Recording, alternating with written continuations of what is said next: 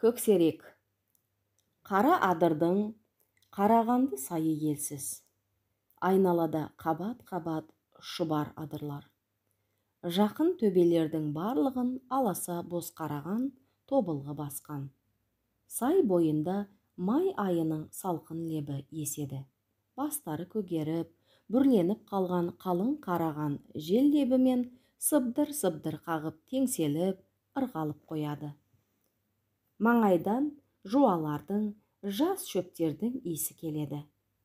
Ұзын кең өлкені қаптай басқан қарағанның ортасында терең құр жар бар. Соның бас жағында ит мұрынды қалың жыныстың арасында қасқыр іні бар.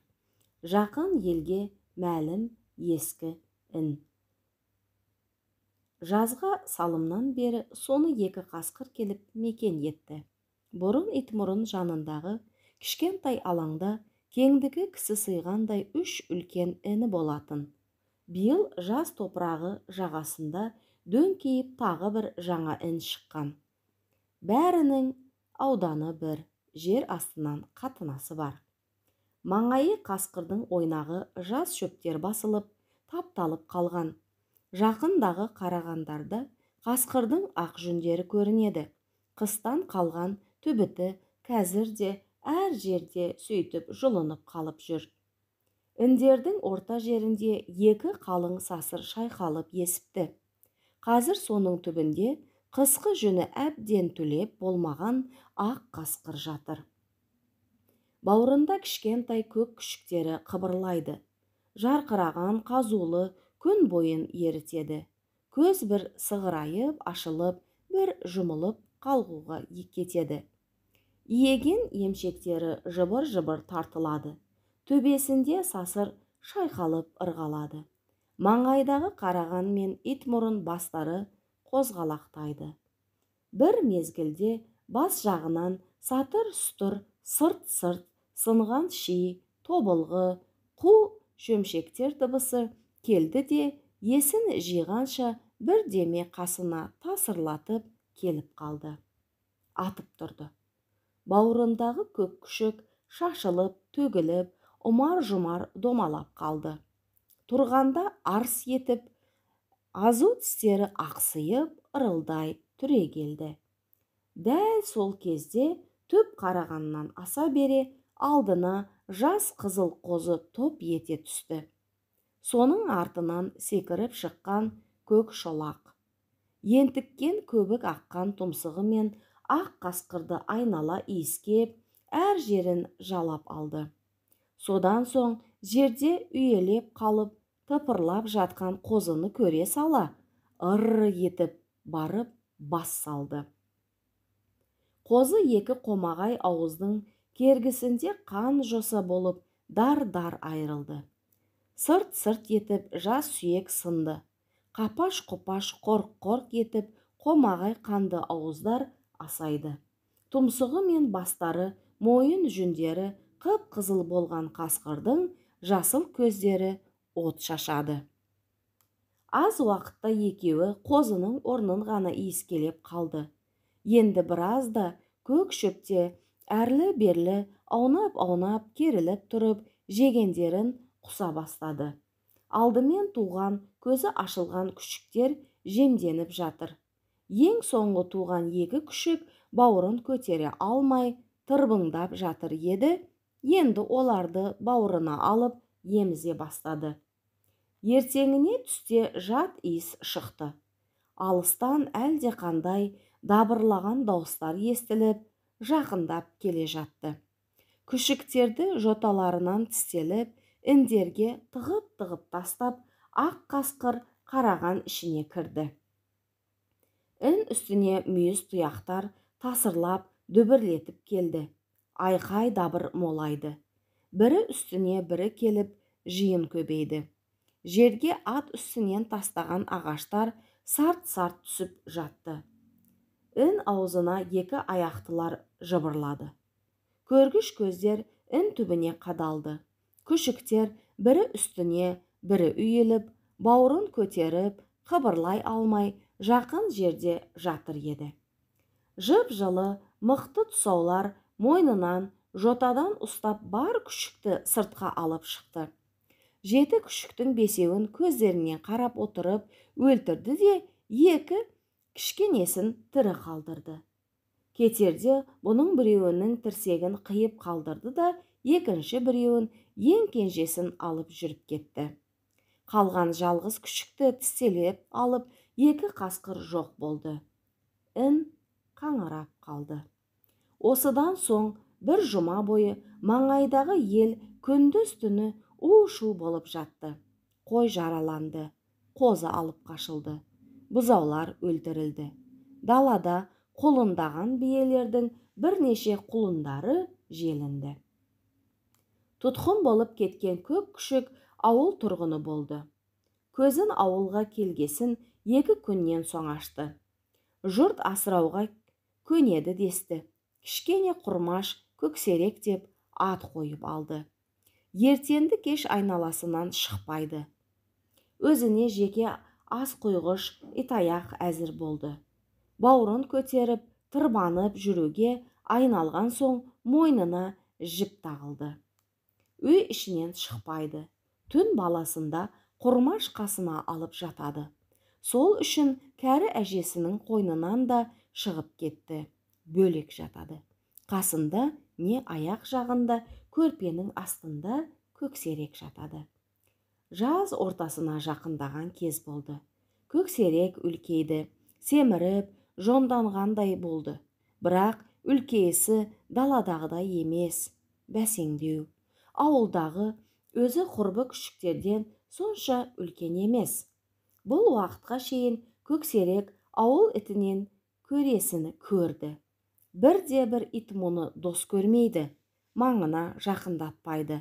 Қасқырға шабатын батыл төбеттер бұны талап та тастайды. Өзге көп итте ырылдап үріп, кейде тап беріп, әр жерінен тістеп тартып кетеді. Құрмаш қасында болғанда таяқ жемейді. Бірақ ер жете бастаған сайын бұдан иесі көз жазып қала берді. Сондай кезде Көксерекке ылғи жау иттер кездеседі. Бір уақыт үлкен үйдің үлкен қара ала төбеті оңашада бұны алып соғып көп езгіледі. Бұны талап жатқанын көріп, өзге иттер де келіп шабынын алып, борбайынан созғылап өлтіруге айналып еді. Шаң-шұңмен балалар, үлкендер жиылып кеп, иттерді ұрып, зорға айырып алды. Бірақ Көксерек әлі күнге ешбір уақытта қыңқ етіп, ауыр сынған дыбысын шығарған емес. Талаймын деп ит ұмтылса, жота жүні үрпейіп, үдірейіп тұрып алады. Тісі батып, қинап бара жатса, дыбыссыз ғана езуін ыржитады. Кәпір, қырыс тағы емес пе, кеудесін бермейді, жасымайды, деп ауыл аңыз қылады. Сонымен қатар Көксерек жайында ауыл үйдің қатындары әр алуан өсекте таратып жүрді. Ұры, асырасаң да мал болмайды, тұқымы жау емес пе, десті. Кейбіреулер түнде қозының құйрығын иіскелеп жүреді, қойды үркіте береді, түнде даланы жақсы көреді, иттен қорыққаннан ғана үйде жатады деседі. Құрмаш бұл өсектің бәрін елемейді. Шынында, Көксерек тамаққа өлгенше ашқарақ еді. Алдына құйып қойған асты әлі күнге қасында кісі қадалып тұрса, жаламайды, жемейді. Жалғызақ кісі көзі тайса болды, қазір жоқ қылады. Бірақ егер тіпті қарны ашып кетсе, өзіне бермеген асты да жеп қояды. Көрнеу ши ішіне кіріп кетіп, керегеге асулы тұрған ет болса, жас сері болса, қазанда іркіт, қатық болса, барлығын да өзінің ыдысына құйып қойғандай көріп, иіскелеп, жалап, жеп кетеді. Кейде сондай жерде ұсталып таяқты жейді. Талай рет оқыста төбесінің таңқ етіп тиген оқтау бойын тызылдатып, шыпыртып тиген қамшыны да татты. Бұның жауабы езуін ғана ыржитады. Құрмаш қанша тәрбиелесе де, Көксерек ұрлық пен адал астың айырмасы не екенін ұға алмады. Біресе өздері беріп тұрып же дейді. Біресе сондай тамақты өзі тауып алып жеп жатса ұрып салады. Сол себепті кей кездері алдына дайындап қойған тамақты жемей, көзінің астымен жалт-жалт қарап жатушы еді. Қалай да болса, үзіп жұла жүріп, көксерек аш болмайтын. Күніне 2 мезгіл тамақ ішу мұның шарты болып алды. 2 рет қолдан ас құйылмаса, ол күні көксерек өз бетімен барып, бірдемені жеп жататын. Осымен жүріп, жаз ортасы ауған кезде көксерек зіңгіттей көк шолақ қасқыр болып шықты. Енді қара ала төбет те талай алмайды. Жота жүні үрпиіп, көздері жасылданып, бар тістерін көрсетіп, аузын ақситып, ашып жіберіп, тап бергенде талай бұрқалқы төбет, бұжыл қаншық қаңсылай шеуілдей қашатын болды. Мынадай кезде Құрмаштың өзі де қорқақтай барып, қойлайтын еді. Жетілмей келе жатқан тісі ғана. Көксерек арлан еді. Сондықтан бұның бойы биіктене берді. Әлі тұрқы шығып ұзарған жоқ. Барлық жүні қара көк, жотасы күдірейіп, аузы омыртқа мен құйрығына шейін тұтас болып, күлдіреуіштей бүгіледі. Атылып келе жатқан садақ оғындай үңілген, сүйрілген бір бітімі бар. Өзі ешкімге ізденіп соқтықпайды. Ит баласына заты қастай жібімейді. Әлі күнге бір рет жадырап ойнап көрген емес. Татулық жоқ, суық.